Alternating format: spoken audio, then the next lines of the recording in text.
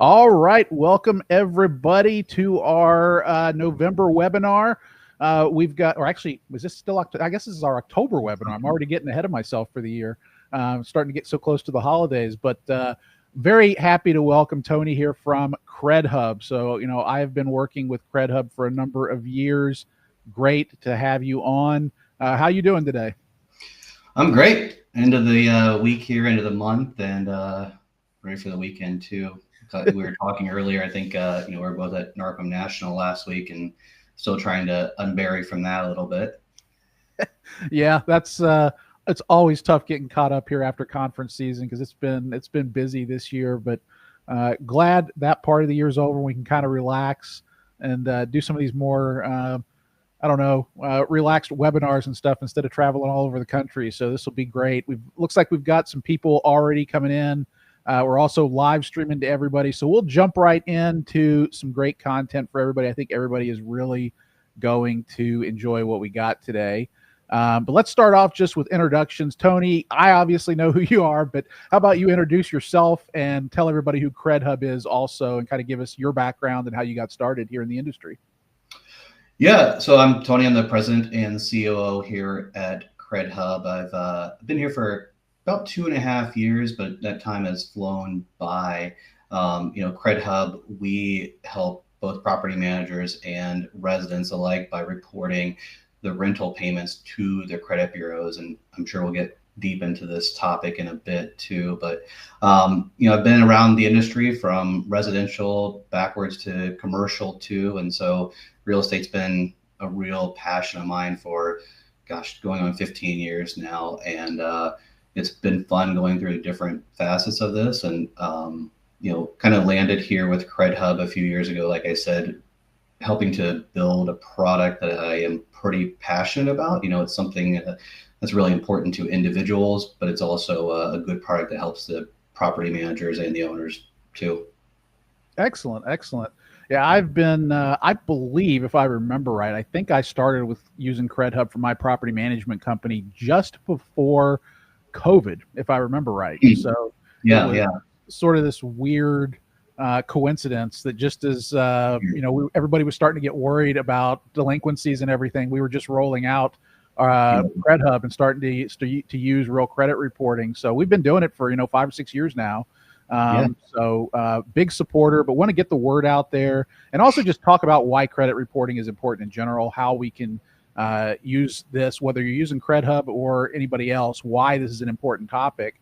So let's start off with talking about using credit reporting to help kind of drive behavior. So, for those who aren't really that familiar with what we're talking about here, which is probably most of our listeners today, if they're tuning in, what exactly is rent reporting to the credit bureaus and why is this becoming kind of such a big topic in the industry over the last few years? What we're doing is we're taking kind of the payment history activity from that tenant's ledger and we're looking at it and preparing that to send it to the credit bureaus. And so just like you would see on a credit card or anything else where, you may have balances or past due or anything like that, we're preparing that data to send it to the credit bureaus. And it's important for a couple of reasons. One, the residents themselves, when you're qualifying your tenants, Todd, what's kind of your threshold? How many multiples of rent do you have as a threshold? Maybe 2.5, 3? 3s are for our normal approval. Yeah. So if you kind of backwards that's a pretty high percentage of somebody's income. And, traditionally, they're not getting anything for that other than the pleasure of having a wonderful space to live in for the next month, right? So unlike a mortgage or anything else like that, where you're building up your credit history, you're building up your profile, you weren't getting that. So, and we'll talk more about this too, but the Vantage and the FICO models started implementing rent reporting trade line as its own trade line, its own category. It's always been there, but it's actually a category now that's factored in, and that will help to bolster your history over time, just like having a credit card. So there's really great positive benefits for the resident, aka the consumer, then to be able to, get cheaper insurance, maybe get better loan products, things like that, set them up for housing in the future too, whether it's a future rental or a mortgage.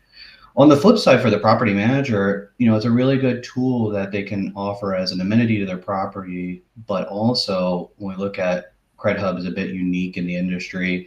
You mentioned earlier that some folks, there's other competitors that do this, and which is wonderful.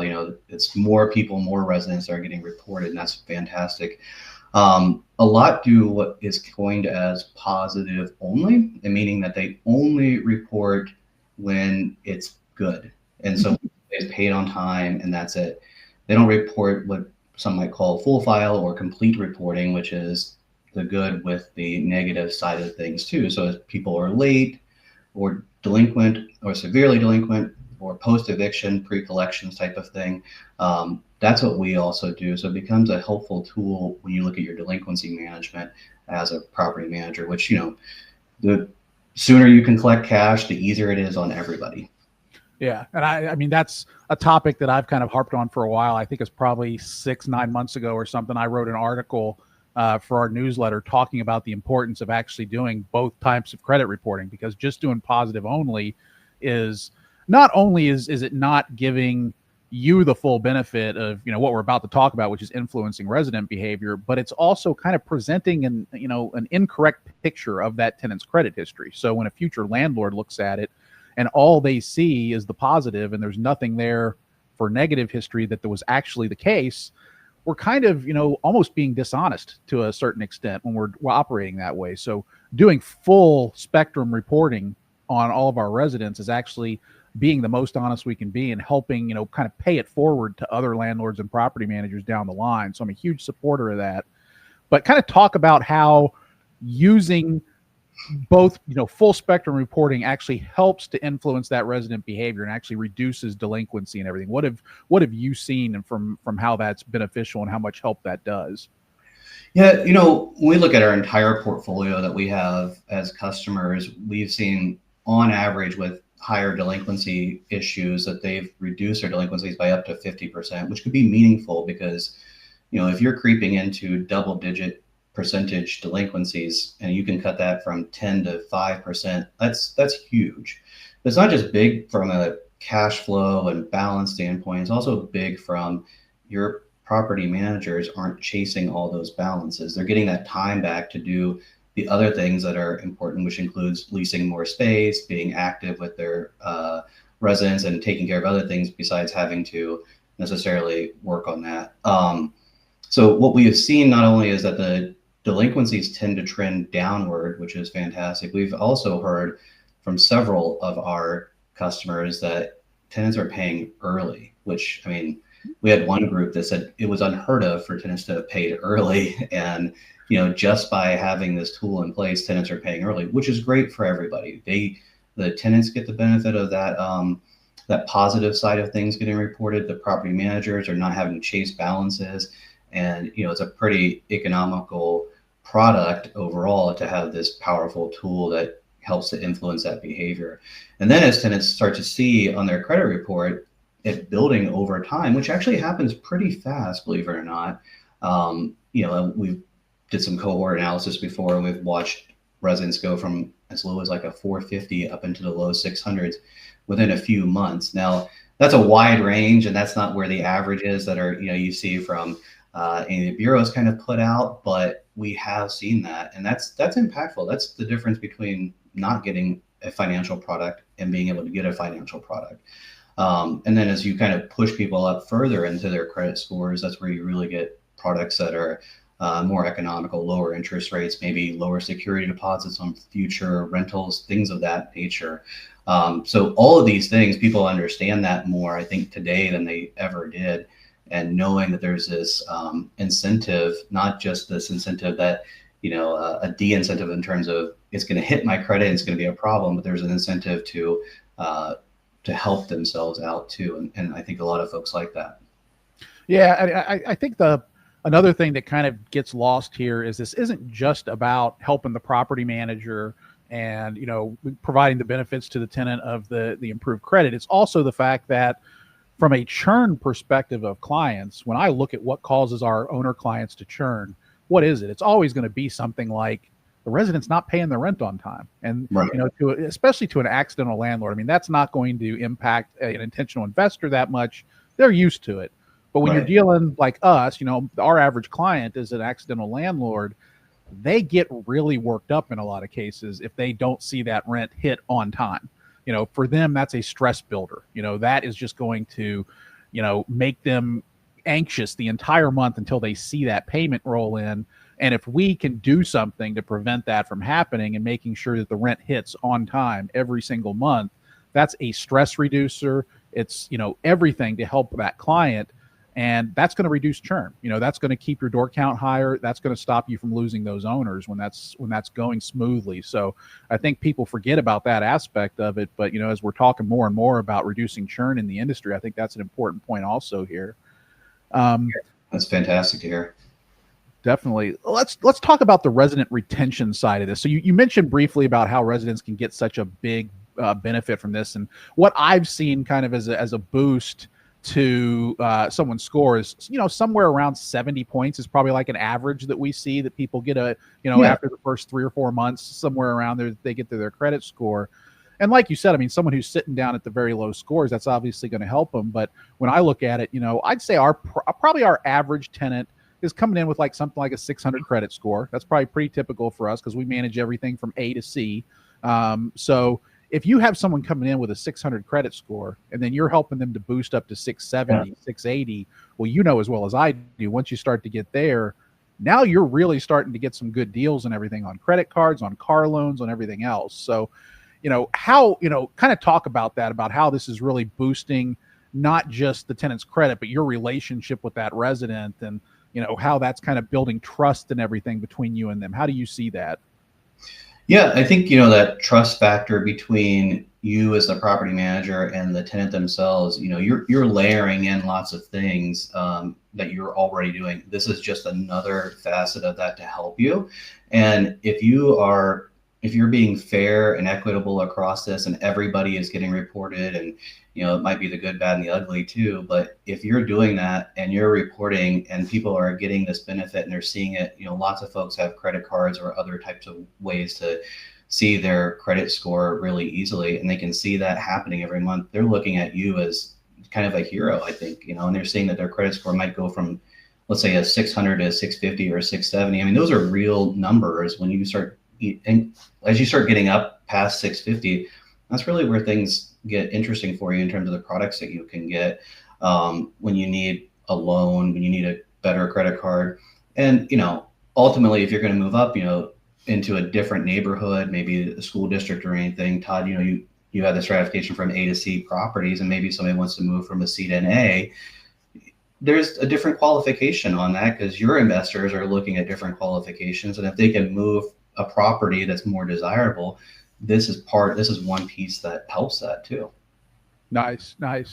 I had seen that you guys posted something recently. I think it was on LinkedIn, if I remember right, that I saw you guys posted a case study from a company, United Properties of West Michigan, where you had done an actual case study on how this has kind of impacted things for that company and their residents.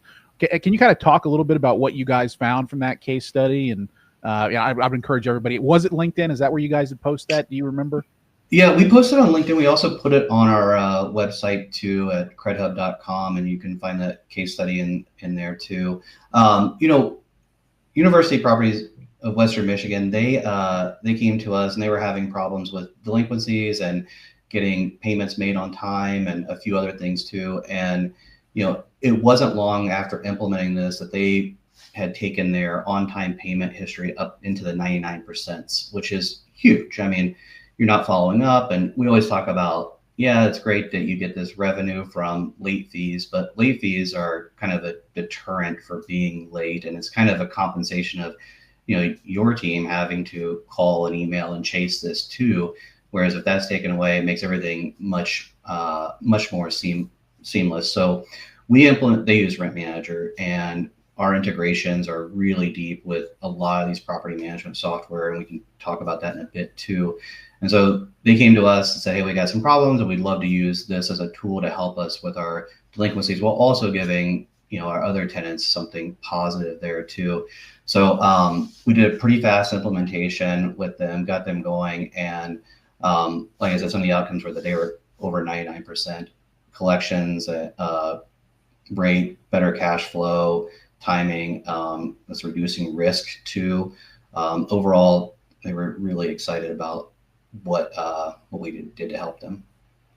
Nice. Yeah, I would encourage everybody to go and take a look at that. I mean, any property manager obviously knows intuitively that, if you get your delinquency rate down to 1%, and you're collecting 99% of rent in a month. I mean, I have a client out in Oregon who actually accomplishes this, and I'm always amazed every time I see her scorecard, every time I meet with her as a consulting client, and I see that number, because that's so rare. I mean, that's incredibly rare for a PM company to be able to pull that off, or for any SFR operator to be able to get that kind of on-time rent collection. It's amazing. So, use those tools that are available to you, people. I mean, you've got these kind of tools to try to drive towards that.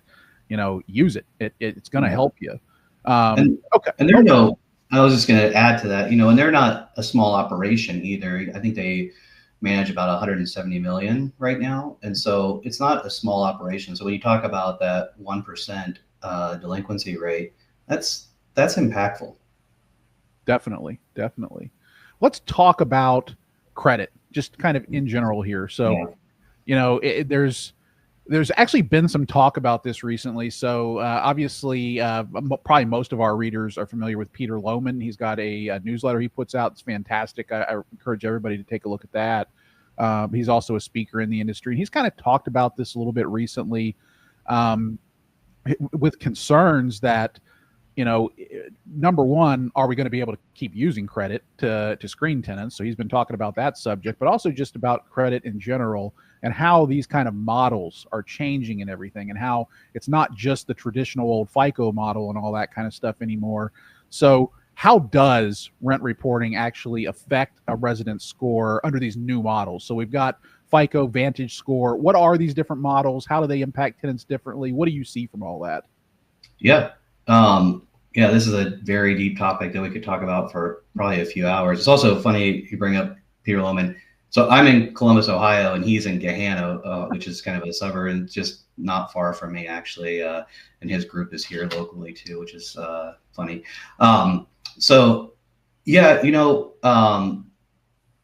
FICO and Vantage. So FICO is their own model, and Vantage is kind of the bureaus working together to create a common credit score there.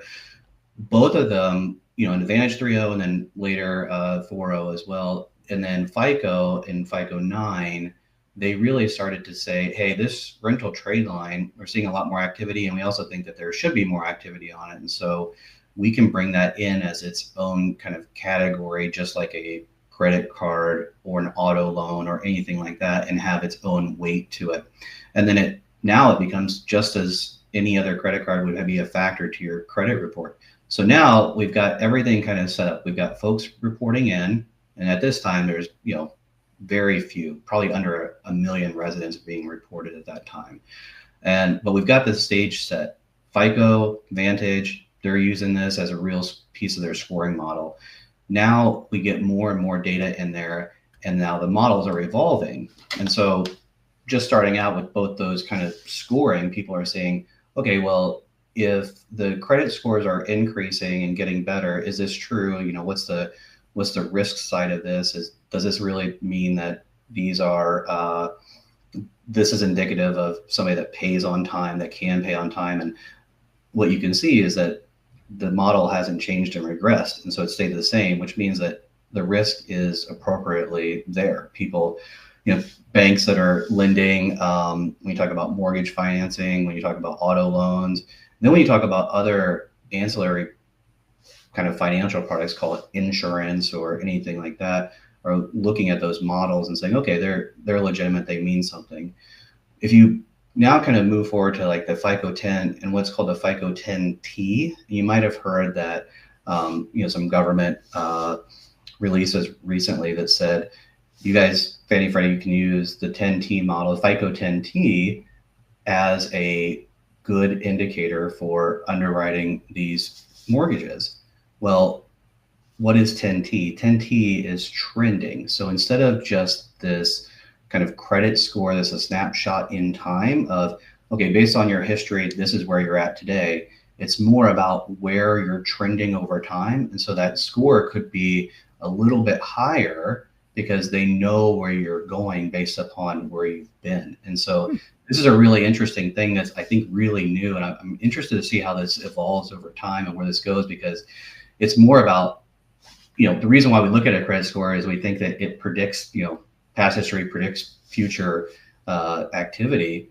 And this is now telling you, okay, this is where you can feel like they'll be safe over time because their credit score is relative to this in the future. So when you look at that from a screening side, and you use these factors in there, and if you were to start using 10T, which I don't think any real tenant screening yet uses that, it's going to give you even more forward-looking type of credit score. So that's kind of the evolution in a nutshell where these credit scores have come over the past, 7 or 8 years.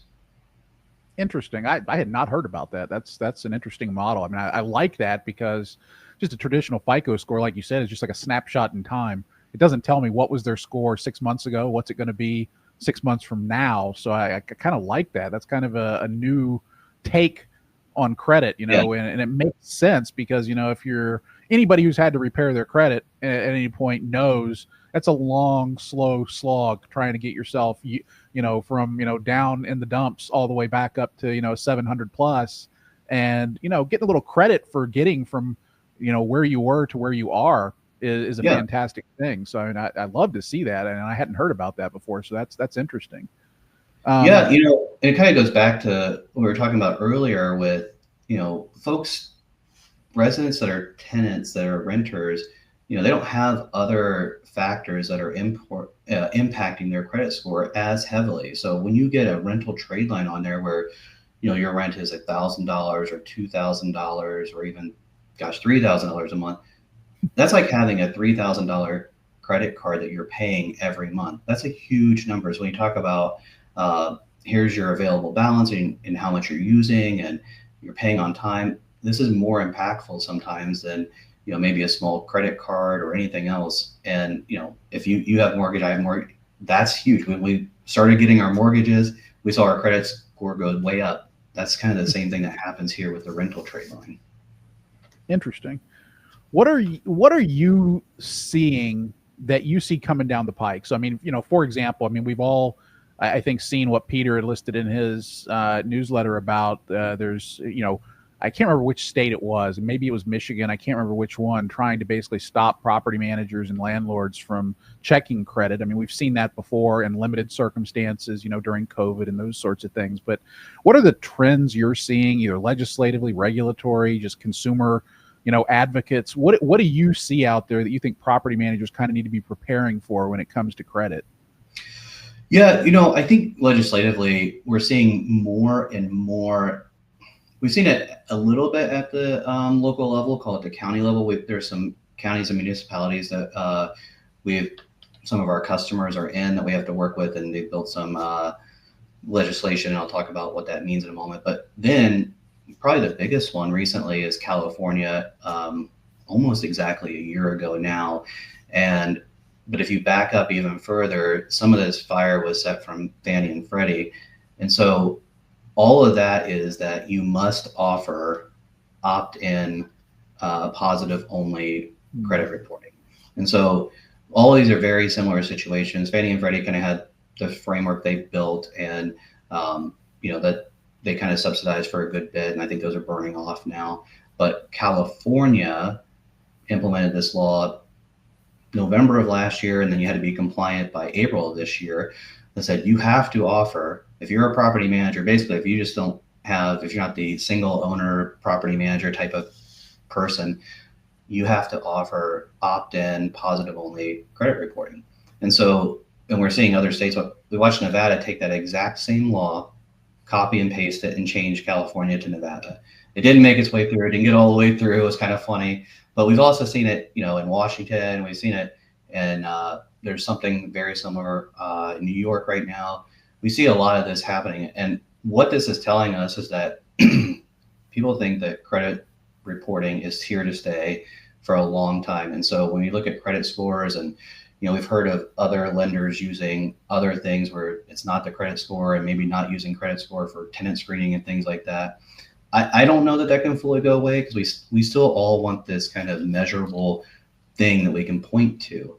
And if we're seeing legislation help to enhance that even further, I think that we're going to get more and more of tailwinds that are pushing us in that direction of reporting. Now, legislatively, they want to be kind of careful with how they're doing it, so they're kind of easing into it and the opt-in, make it the tenant's choice there. And positive only, let's not require this. It's kind of silly, how it's positive only, but it's a step in those directions where more and more legislations are putting this together and saying you must do that. So what it's doing is creating more visibility to this. And now we are getting property managers outside of these states coming to us and saying, my tenant's been asking about this and they've been wanting me to add this. We didn't really know anything about it. Can you help us with it and get us going? And so the awareness is increasing because of this type of requirement at both the kind of state and local levels. Nice. Yeah, a lot of people don't even realize that Congress actually authorized, tenant credit reporting a long, long time ago. I can't even remember when it was. It might have even been the 90s or something. I mean, it's been a good long while where it was kind of this, encouragement even for landlords and property managers. And I'm sure they were primarily probably trying to target multifamily since that's where most of it is, but it really applies to everybody. There's kind of this encouragement from Congress to do this and kind of provide you this little shelter from liability risk from it that, people aren't aware of. Property managers don't know this. And a lot of property managers think, oh, do I have liability risk here? Do I have to worry that I'm going to get in trouble if I report things to the credit bureaus? I mean, I'm sure you hear that, question all the time. What is your guys' normal answer to that question? Yeah, I think the biggest document to point to is the Fair Credit Reporting Act that, as long as you are reporting fairly, completely, and you're not being biased, then you're doing the right thing. You are allowed to report this. It's when, just like fair housing things, is when you start kind of adding bias into there. I'm going to report this one delinquent, but not that one delinquent, and for whatever reason it might be, or I might report these people positive, but not these people positive because I don't like it. That's not allowed. Otherwise, as long as everything is accurate and true, you're allowed to do this. You're protected under the Fair Credit Reporting Act. And then the Fair Credit Reporting Act also gives some space for states and local municipalities to kind of create little ventures alongside that, where that's where we see the California law pop up in this way. And you think, well, shouldn't it be all in, complete, positive and negative? Well, this is the space that they allow in there, as long as it doesn't kind of override what the Fair Credit Reporting Act specifically says. But as a property manager, if you want to report this, you have just as many rights as any other lender, whether it's a credit card or an auto loan or anything like that. You have the exact same rights to report to the credit bureau with or without the tenant's permission there. Nice. What you mentioned California there a few times, and I've had this question come up from some readers asking about this, especially after I put out my article talking about doing both positive and negative. And the question was, because of this California statute, is it allowed to report both, full spectrum reporting in California, or are you only allowed to report positive? It was kind of unclear to me. Is it mandated that you report positive, but then you're allowed to do negative also, or is it only positive? What's the rule there? Yeah, this is a very interesting debate that's being had across the board. And so, if you look at the words of the law, it says must provide opt-in, so choice of positive only credit reporting. So it says that. It doesn't specifically say the words you cannot report complete reporting. Now, that said, I'm not an attorney, I'm not a lawyer. I don't know the law. I don't profess to know the law in depth in that way. Plus, it hasn't been litigated in any sort of way. So there's no precedence about what it meant and what it was meant to do and stuff either. So I think it's to be seen what happens there. I have my opinions on what that might look like and what you might do.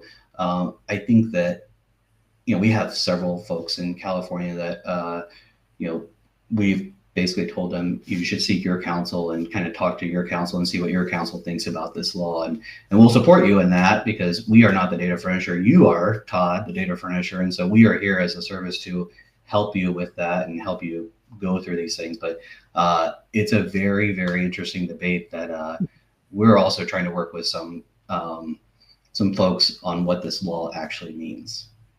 Interesting. Yeah. Always good advice for everybody to go out and check with your local legal counsel on these sorts of things. But yeah, I mean, I just got so many questions about that. I wanted to make sure I broached that with you. Just want to let everybody know, anybody who has any questions or anything, drop those into the chat, into the comments. I'll try to sprinkle those in as we go along here for anybody who has questions that I'm not covering. So feel free to drop those in. Let's talk about privacy issues. So, this is something that keeps coming up, of course, in the modern world. It seems like I get a notice of a data breach like every 6 months or something for something or another, and so everybody, of course, gets the same things. Anybody who has credit, gets those same sort of notices. Anybody who provides their social security number or anything to anybody is aware that these issues are going on. So how do you respond, or how do you recommend responding to residents who have concerns about that, who say, I'm worried about my privacy and about my credit being secure and, being accurate, and, I'm not having identity theft issues? How do you respond to those sorts of inquiries? Yeah, I mean, first and foremost is that, we do take this security and your personal information. We take that with high regard. We want to make sure that the data is safe. And so all the data in transit is secure. All the data that is at rest with us is secure and encrypted as well. And then, when we send out to the bureaus, it's all encrypted. So we have lots of mechanisms in place to mitigate as much as we can here. That said, is we also don't share that data with anyone else. We don't sell that data. We don't try to provide access to that data to any other third parties. We're here to do one thing, and that's to help the tenants and the property managers report to the credit bureaus. And that is all we do. So there's no, the likelihood of even another third party having access and leaking that is zero, because we don't do that. We don't provide data to other people that includes, that PII.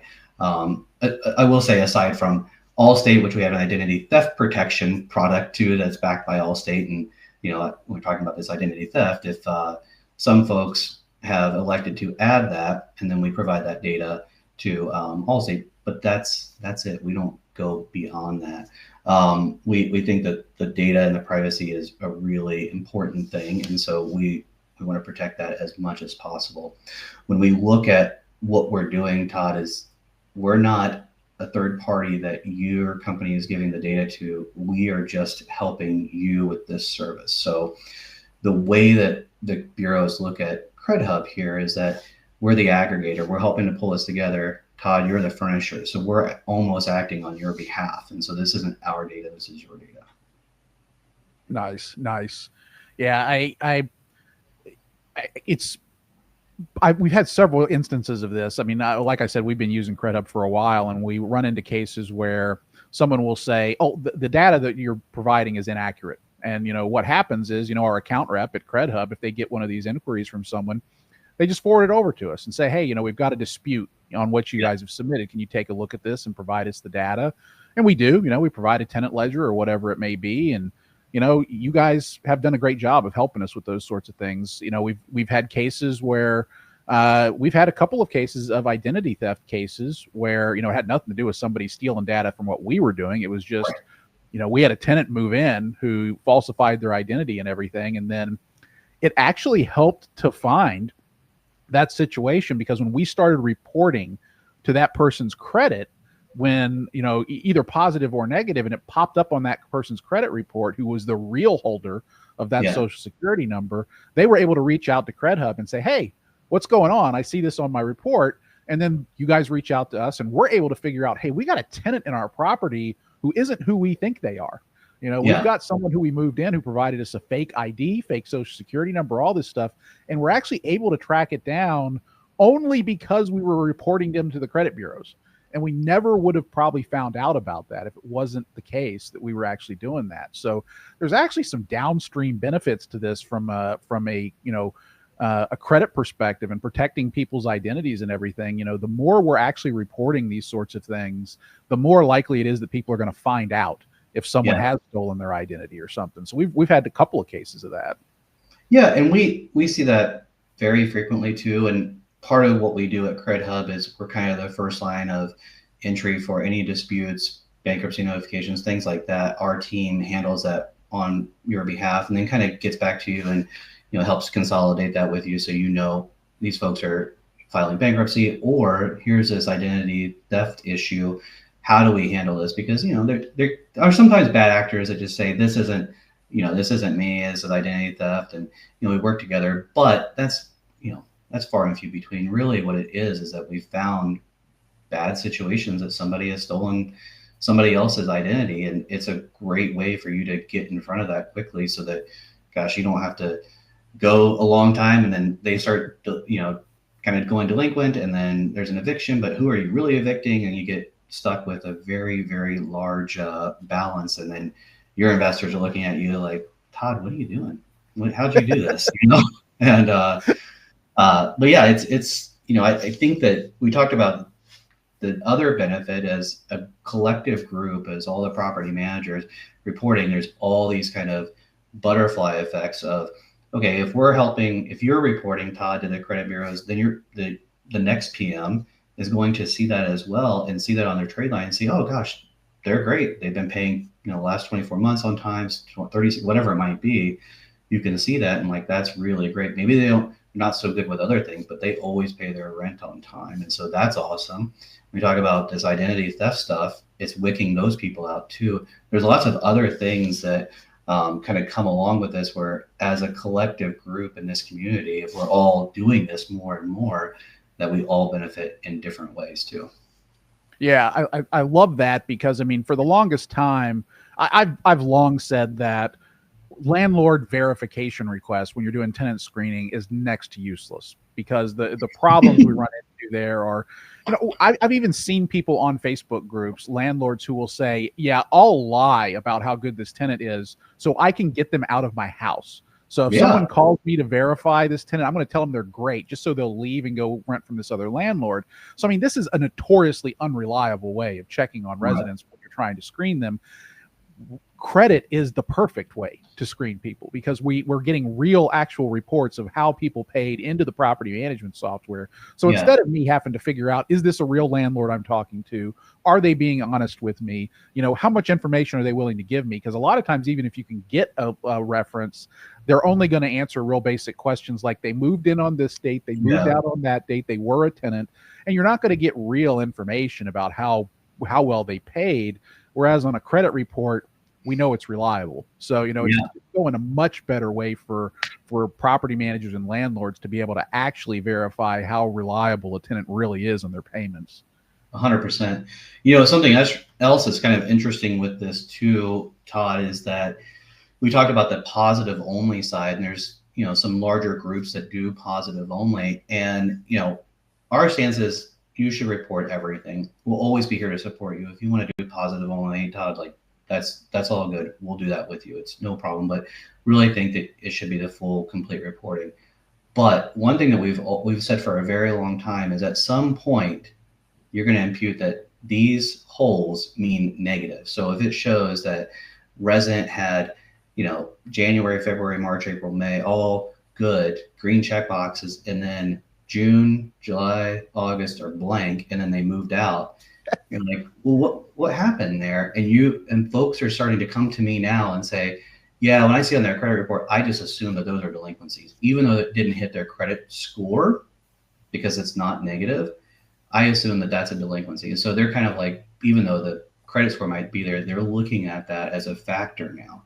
And so this kind of notion of, gosh, there's some folks out there that the thesis is, don't hit the resident multiple times, because you're going to hit their credit score as they're going delinquent, and then they're going to get evicted, and that eviction is going to go on there in collections.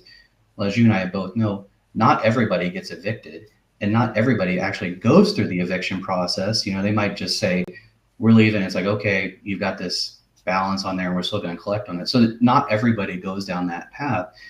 And also, you got some people that you kind of want to work with, but they're still delinquent. You need this tool to kind of keep them on the path. So that idea kind of doesn't hold water now and starting to not hold water. When I talk to some other screening companies, they're like, yeah, when we talk about what factors impact this tenant, we're starting to look at that history and almost impute from there that those holes mean negative. And so the idea of positive only is good. It might actually not quite go the way that we all thought it would. Interesting. I'd never thought about that before. That makes a lot of sense. Yeah.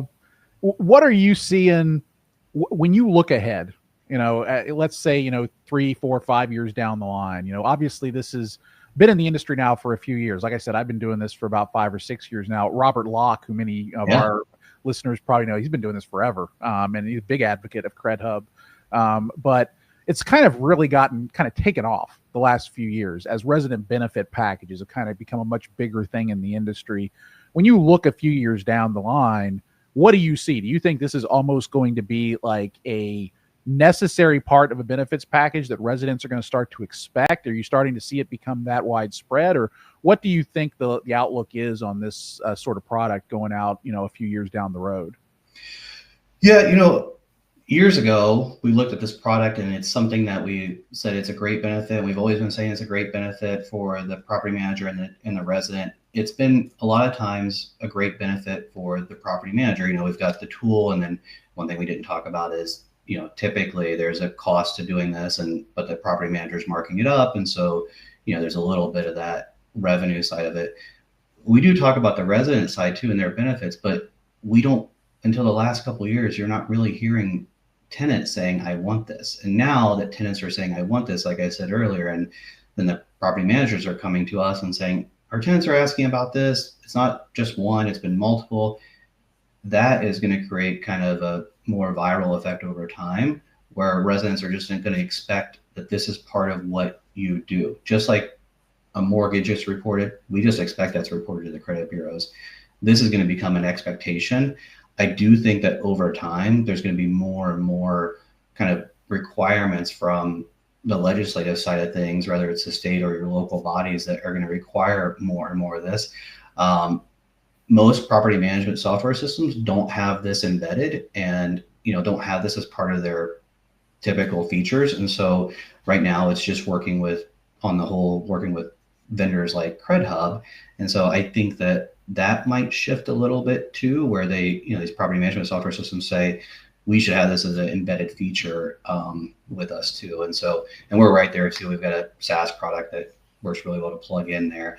But that's where I see things going. I think more and more folks are going to demand it from tenant side. I think that property managers are going to look at this as a great tool. That's the amenity that they must have because of the demand. And then when you look at the delinquency side too, it's very helpful on getting things kind of righted, but then also keep it at that level too. Nice. Let's talk about the practical aspect of this. So let's say a property manager's out there watching this. They decide, hey, we want to start doing this. What does it look like for the property manager as they start to work on this? And then, what's a smooth rollout look like, for a new PM company who's just starting to work on credit reporting? What do you recommend there? What do you see from the operators that have a smooth rollout? What does that look like from your perspective? Yeah, our process is really, really streamlined because ultimately we want to get you going quickly, get the data going out to the credit bureaus, and get this, and then kind of get in the background. Still work with you, dedicated customer success manager, all that. But we want to get going fast, and then let you and your operations take off. So typically what we do is start with a kickoff call, understand a few different nuances. We have a lot of customizations, and Todd, you can probably speak to this, on how we can work specifically with you and how your data is curated in your property management system. We pride ourselves on our technology and our data integration. We own all of our data integrations. We have built those ourselves. We know everything we can about all of the major property management systems and a lot of the other ones too. We have deep integrations with all of those. So we try to turn this on as fast as we can, get the data flowing, get it into our portal so that you can see it, you can interact with it. This is where transparency between CredHub and you as a property manager comes in. You can see exactly what we've reported. You can make some edits too if needed. The onboarding process typically goes 30 to 60 minutes, maybe some after training too. We go through the first kind of submission with you. Some property managers like to be more hands-on. Every month they want to look at the data, make sure it's good to go before they hit the button. Others are like, my data in my system, my ledger is always up to date. It's all good. Just let it go every month. And we have tons that just auto submit. So we try to get you going pretty fast.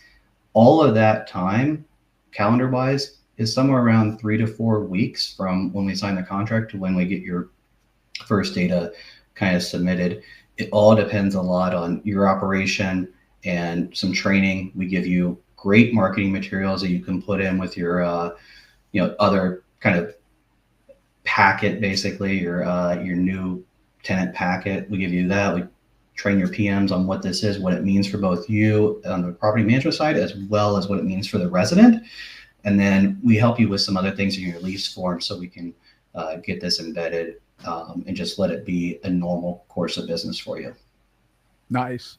Yeah, for me, I mean, I'm all about automation. So, I mean, we basically just automate this whole, it auto submits, we trust our system and, it happens every month on a set schedule. I can't remember what day of the month we've set it up for, but like you said, it's all customizable. So, when we were going through and getting everything set up with you guys, we picked the dates we wanted it to work, thresholds for when it would report and when it wouldn't, all that kind of stuff. And it's just kind of on autopilot. I don't really have to do anything with it unless there's, somebody who complains that something's inaccurate or something. Then we just kind of let it do what it needs to do after we got it set up, and it runs smoothly as can be. So, I mean, no problems there whatsoever. I would say that, from when you're trying to maximize the benefits you're getting from this and reducing delinquency, like you mentioned, with having materials to give residents and kind of highlighting this program, I think that's super important. Just burying this in the language of your lease that says what's in your RBP, that's not going to get you the full benefit of this. Right. You want it to be kind of like out in front of everybody. Hey, we are helping you improve your credit by using this credit reporting product. And, we're going to report every single month, whether you pay or not, all that's going to go to the credit bureaus. And if you pay on time, as we're sure you will, your credit score is going to get a nice boost. And, put it out there. Make sure that everybody knows about it. Because if you do, that's when you're going to get the maximum benefit out of it, because it's in the tenant's mind. They're thinking about it. They're saying, oh, this is going to help me, or, if I don't pay on time, it's going to hurt me. So, they've got that in their mind at all times. And that's what's going to get you the best delinquency rate, drive that down as best possible. So, so that's fantastic. Kind of related, I was watching the comments come in. Mind if I address these two? Yeah, go for it. Absolutely. One is kind of germane to what we were talking about here, with a welcome letter. As part of the onboarding, we give you some language to send out to your residents, both as a letter and as an email communication that lets them know, hey, we're going to start doing this now. There are some things in terms of if you're doing complete reporting that you do need to let them know, hey, you might get reported delinquent. That's just a kind of a CYA for making sure that if you do report somebody delinquent, they knew ahead of time that is kind of a risk of this lending, if you will. So we help you with all that. We give you tons of materials that get you going. And, we don't want this, as you were saying, Todd, we don't want this to be a product that is just kind of stuck in there. And we're like, I don't, as a PM, I don't really know what it does or anything. We want you to be very well educated on it so you can show the benefits of that. When you have all those things in your RBP, you want to make sure that you're telling the tenants, these are the benefits. This is why you have these things. Otherwise, it kind of devalues it. So definitely we help you with all that. And then I think Lakeisha, she asked, what do you do with inaccuracies and what is their process? So mistakes happen. It can be anything from cash didn't get applied properly on the ledger and the time that we pulled the data. It could be that there was a mistake made in any sort of way.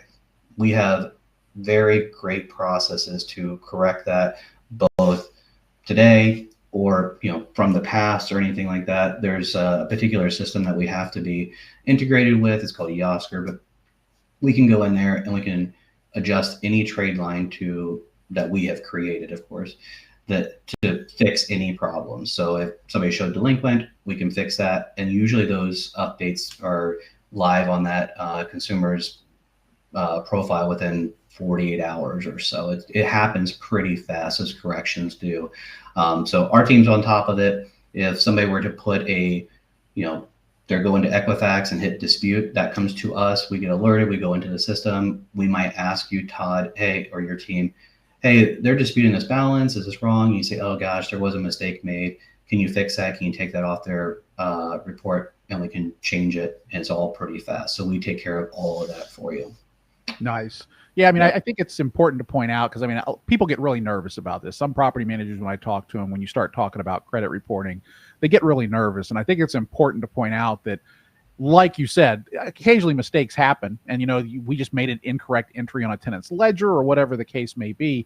It's not the end of the world. It's not Right. like the FTC or somebody's going to show up at your doorstep, with a $250,000 fine or anything. That's not how this works. If something's wrong, like Tony said, you can just fix it. You can fix that very quickly. And we've had a few of those here and there. It's very rare because of, if you're keeping your property management software where it should be accurate, but everybody makes mistakes, and it's not the end of the world. So don't think that if you make a mistake on this and someone's line is a little bit off, that you're going to have some massive fine or something. You just fix it, and everything will be fine and move along. So don't let that sort of fear discourage you from doing this, because it's not as bad as you think it is.